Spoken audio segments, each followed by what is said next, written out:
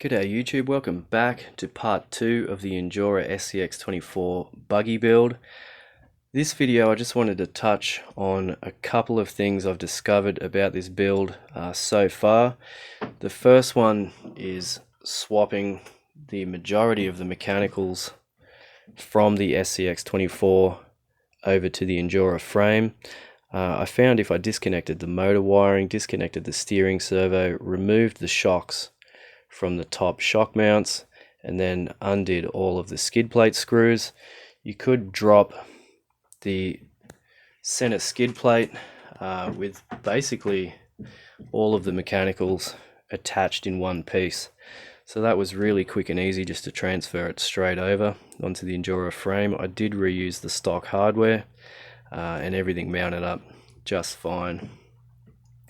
Electronics wise, I opted to leave the electronics cased for the minute. I did figure out a way to get it squeezed down beside the transmission here. I did have to clearance a small bit of material from the corner of the battery tray here to allow this V2 controller to sit down in there, but it fits fairly neatly. It does stick up a little bit. You'll be able to see the top part of this poking out, but I don't think that that's a huge concern. A couple of downsides to running the V2 controller in that location is access to the battery plug down here is difficult.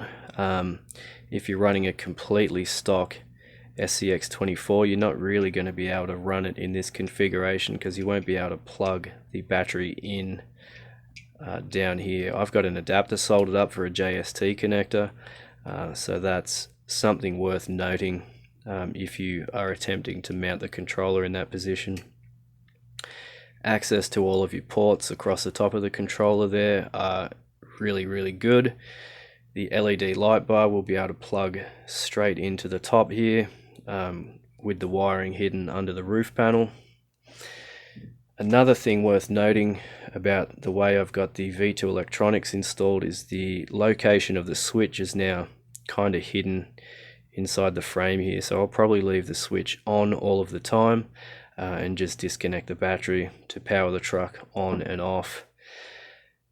One thing I discovered while getting the suspension set up is I was having trouble with this side of the suspension binding when it was cycling upwards like that. I couldn't figure out what it was binding on.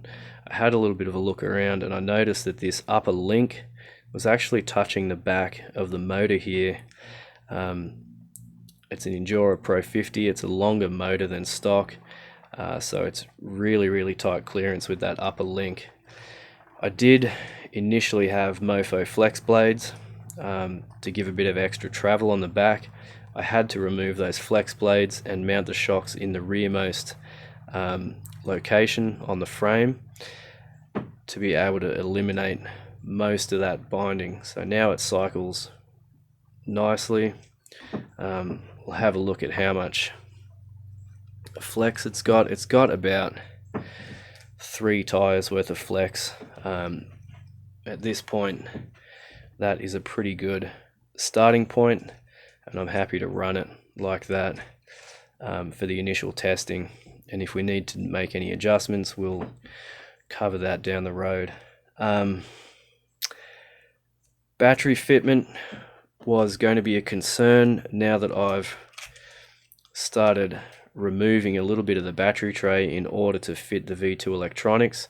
I was a little bit worried that my larger 2-cell battery, it's an E-Flight 450 milliamp, I was worried that that was going to be a bit of a tight fit, but there's just enough room to squeeze it in, so that's really good. Another thing worth noting about the positioning of the V2 electronics, like I've got there, is the interior unfortunately won't fit.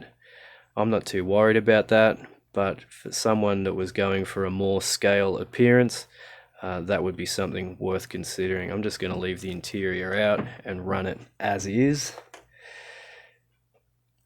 That's probably all I've got to cover on this part of the build.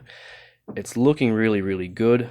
I can see, if you look at the side profile of the vehicle, you can really see why people are calling this one the Mini Capra.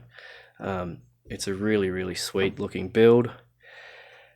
Thank you guys for watching.